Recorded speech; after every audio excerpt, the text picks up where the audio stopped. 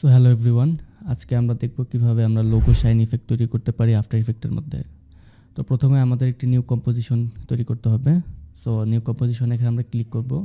Click করার পরে এখানে আমরা একটা নাম দিতে পারি। যেমন আমি এখানে নাম দিলাম লোগো শাইন ইফেক্ট, আপনারা যে কোনো নাম দিতে পারেন। এরপরে ফ্রেম রেটটা আমরা সেট করবো এখান থেকে 24 ফ্রেম রাখলাম, আপনার যে কোনো সাইজ আপনাদের মতো করে নিতে পারেন। আমি 1920x1080 নিচ্ছি এখানে। সো এরপরে ক্লিক করব। তো ক্লিক করার পরে আমাদের কম্পোজিশনটা এখন ওপেন হলো। সো এখন আমাদের এখানে লোগোটি আনতে হবে। সো আমি একটা লোগো এখানে নিয়ে আসলাম ড্র্যাগ করে। আনার পরে লোগোটা আমরা এখানে নিয়ে আসবো, ড্র্যাগ করে নিয়ে আসবো। তো নিয়ে আসার পরে লোগোটি বেশি বড় আছে, আমি চাচ্ছি আরও ছোটো করার জন্য। সো এখানে সাইজ থেকে ধরেন আমি 50 সাইজ দিলাম এবং আমার কাছে মনে হচ্ছে এটি আমার জন্য পারফেক্ট আছে। এরপরে লেয়ার যেটা সিলেক্ট করা আছে এখানে সাবস্ক্রাইব যে লোগোটা আমি নিয়ে আসছি, এখানে আমরা রাইট বাটন ক্লিক করব। রাইট বাটন ক্লিক করার পরে প্রি কম্পোজ একটি ক্লিক করব। সো ক্লিক করার পরে এখানে আমরা প্রি কম্পোজ যে কোনো একটি নাম দিতে পারি, ধরেন আমি দিচ্ছি লোগো। তো দেওয়ার পরে এখানে আমরা আরেকটা অপশন আছে, যার নাম হচ্ছে মুভ অল অ্যাট্রিবিউটস। সো এখানে ক্লিক করে ওকেতে প্রেস করব। ওকেতে প্রেস করার পরে আমরা দেখেন একটা জিনিস আমি খুবই ইম্পর্টেন্ট দেখাই। ধরেন এখানে আমাদের আরও অনেক টেক্সট আছে বা লেয়ার আছে, ধরেন আমি এমনিতে নাম দিচ্ছি একটা, ধরেন টেক্সট। এখন টেক্সটের লেয়ারটা আমি যে লোগোর পিছনে রাখি, রাখার পরে ধরেন আমি এখানে রাখলাম। সো এখন এখানে প্রবলেম হচ্ছে কি, আমি যদি টেক্সটটা সিলেক্ট করতে যাই, টেক্সটটা কিন্তু সিলেক্ট করতে পারবো না। এটা কোনোভাবে হচ্ছে না। না হওয়ার কারণ হচ্ছে আমি এখানে যে লোগোটি একটু আগে প্রি কম্পোজ করেছিলাম, ওটার যে কম্পোজিশন সাইজটা এটা পুরাপুরি কম্পোজিশন সাইজে হয়ে আছে। সো আমি একটু Ctrl Z দিয়ে আন্ডু করি। এখন আমাকে যেটা করতে হবে, আমরা লোগোতে ডাবল ক্লিক করে লেয়ারের কম্পোজিশনের মধ্যে ঢুকবো। সো ওপেন করার পরে এখানে দেখেন একটা অপশন আছে, এটা হচ্ছে রিজন অফ ইন্টারেস্ট। এখানে আমরা একটা ক্লিক করে আমাদের এই কম্পোজিশনের সাইজটি আমাদেরকে ছোট করতে হবে। তো দেখেন এই অপশনে ক্লিক করার পরে আমার মাউসের কার্সরটা কিন্তু চেঞ্জ হয়েছে। সো হওয়ার পরে আমি এখান থেকে একটু সাইজটা নিয়ে নিচ্ছি, ধরেন ড্র্যাগ করে জাস্ট ক্লিক করে এতটুকু নিলাম। সো নেওয়ার পর আমাকে যেটা করতে হবে, এটা তো আমাদেরকে ছোটো করতে হবে, তাই না? সো ছোটো করার জন্য আমরা চলে যাব কম্পোজিশনে, কম্পোজিশন থেকে ক্লিক করব। সো ক্লিক করলে দেখেন এটা কিন্তু ছোট হয়ে গেছে। সো এখন আমরা যদি আবার আমাদের আগের কম্পোজিশন লেয়ারে ফিরে যাই, এখন দেখেন এটা কিন্তু ছোট হয়ে গেছে। সো আমরা আমাদের পিছনে বা অন্য যে লেয়ারগুলো আছে এখানে আমরা খুব ইজিলি আমরা সিলেক্ট করতে পারতেছি। এটা একটা আমরা কেটে দিই। ওকে, এখন যেটা করতে হবে, এই লেয়ার উপরে আমরা আমাদের ইফেক্টটা অ্যাপ্লাই করব। সো লেয়ারে সিলেক্ট করার পরে আমরা চলে যাব ইফেক্ট অ্যান্ড প্রিসেটে। সো আমি এটা এইভাবে সাজিয়ে রেখেছি, আপনাদের যদি অন্য কোথাও থাকতে পারে।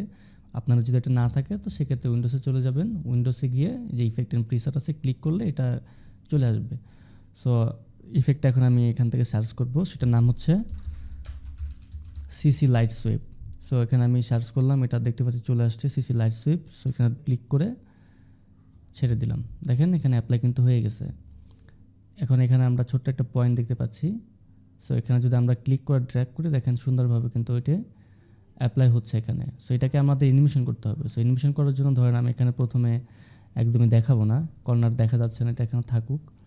এখানে আমরা সেন্টারে একটা কি ফ্রেম নিয়ে নিব, ক্লিক করে দেন ধরেন 2 সেকেন্ডে আসলাম। আসার পরে কিছু করতে হবে না, জাস্ট আবার সেমভাবে এটাকে ধরে ক্লিক করে জাস্ট এখানে নিয়ে আসবো। একটা জিনিস দেখেন, কি ফ্রেম কিন্তু আমাদের অলরেডি বসে গেছে এখানে। সো কি ফ্রেম দেখার জন্য আমরা লোগোর যেই লেয়ারটা আমরা প্রি কম্পোজ করছিলাম, এখানে যদি আমরা কিবোর্ড থেকে ইউতে প্রেস করি, দেখেন এখানে দুইটা কিন্তু কি ফ্রেম চলে আসছে।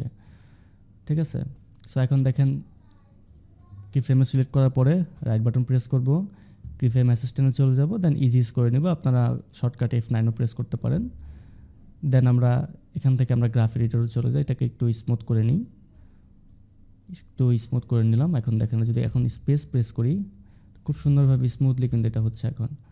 সো আমরা চাইলে এটা আরেকটু সৌন্দর্য বাড়ানোর জন্য আরেকটা কাজ করতে পারি। ধরেন এটা এখানে আসলো, এখানে সিলেক্ট করা থাকা অবস্থাতে আমরা জাস্ট এসে প্রেস করব। এস মানে স্কেল, অথবা আমরা এখান থেকে যেতে পারি, জাস্ট অ্যারোতে ক্লিক করার পরে ট্রান্সফর্মে যাব, এখানে দেখেন স্কেল আছে। সো স্কেলে ক্লিক করে আমি একটা কিফ্রেম নিয়ে নিতে পারি। নিয়ে নেওয়ার পরে এখানে আসলো, ঠিক মাঝামাঝি বরাবর যখন এটা চলে আসলো ইফেক্টটা, সো এখানে আমি আরেকটা কিফ্রেম নিলাম। দেন আরেকটু দূরে গিয়ে যখন এটা প্রায় চলে যাচ্ছে, তখন এখানে আরেকটা কিফ্রেম নিলাম। আমরা এমনিতে জাস্ট 3টা কিফ্রেম নিয়ে নিছি। এখন যেটা করব, মাঝে যে কিফ্রেমটা আছে এখানে আসার পরে এটার আমি সাইজটা বাড়িয়ে দেবো 110, একটু বড় হলো। তাহলে ব্যাপারটা কী দাঁড়ালো, প্রথমে 100 ছিল, এরপরে 110-এ চলে আসলো, দেন এরপর আবার 100 চলে গেল। তিনোটাকে ধরে কিফ্রেমকে ধরে আমরা জাস্ট এখানে রাইট বাটন সেমভাবে ক্লিক করে কিফ্রেম অ্যাসিস্ট্যান্টে গিয়ে ইজিস করে দিতে পারি। তো এখন ব্যাপারটা যেটা হইলো, আমরা যদি একটি স্পেস প্রেস করি, সুন্দর একটি জুম ইফেক্ট কিন্তু হয়ে গেল এখানে। সো এখন আমরা শুরুতে এখানে প্রি কম্পোজ করে নিয়েছিলাম, এটার একটা কারণ আছে, সেটা হচ্ছে ধরেন আপনি আমাদের অ্যানিমেশন তো শেষ, বাট এখন চাচ্ছেন যে লোগোটি এখান থেকে চেঞ্জ করার জন্য। সো লোগো চেঞ্জ করতে গেলে তো একটু ঝামেলা হয়ে যাবে, তাই না? সো যেহেতু আমরা প্রি কম্পোজ করে নিয়েছি, আমরা কিন্তু ইজিলি এখানে অন্য কোনো লোগো নিয়ে আসতে পারি। সেটা কীভাবে? জাস্ট লোগোর যে লেয়ারটা আমরা তৈরি করছিলাম, প্রি কম্পোজ করেছিলাম, ডাবল ক্লিক করে এর মধ্যে ঢুকবো। এবার এটা ওপেন করার পরে অন্য যে কোনো একটি লোগো এখানে নিয়ে এসে আমরা ড্র্যাগ অ্যান্ড ড্রপ করে ছেড়ে দিব। দেওয়ার পরে এই যে লোগো যেই প্রি কম্পোজটা আছে এখানের মধ্যেও নতুন একটি লোগো নিয়ে আসবো আমরা। নতুন লোগো নিয়ে আসার পরে পিছনেরটা আমি একটু অফ করে দিই লেয়ার থেকে। দেন এটাকে সিলেক্ট করে অ্যারোতে ক্লিক করব, ট্রান্সফর্মে যাবো, স্কেল থেকে এটা একটু ছোটো করে দিই, না এতটুকু সাইজ ছোটো করে দিলাম। এই ফ্রেমের মধ্যে রাখতে হবে আমাদেরকে। আবার আমরা এখন আমরা আবার আগের কম্পোজিশনে চলে যাব। কম্পোজিশন চলে গেলাম, এটা কিন্তু হয়ে গেছে দেখেন। এখন যদি আমি এখান থেকে স্পেস প্রেস করি, এখানে এই লেয়ারের মধ্যে, এই কম্পোজিশনের মধ্যে আমরা যতগুলো ইফেক্ট অ্যাপ্লাই করছিলাম সবগুলো কিন্তু এখানে আছে। সো আমরা এইভাবে ইজিলি কোনো অ্যানিমেশন তৈরি করার পরে তার মধ্যে আমরা খুব সহজেই আমরা রিপ্লেস করতে পারি যে কোনো লোগো বা যে কোনো টেক্সট দিয়ে।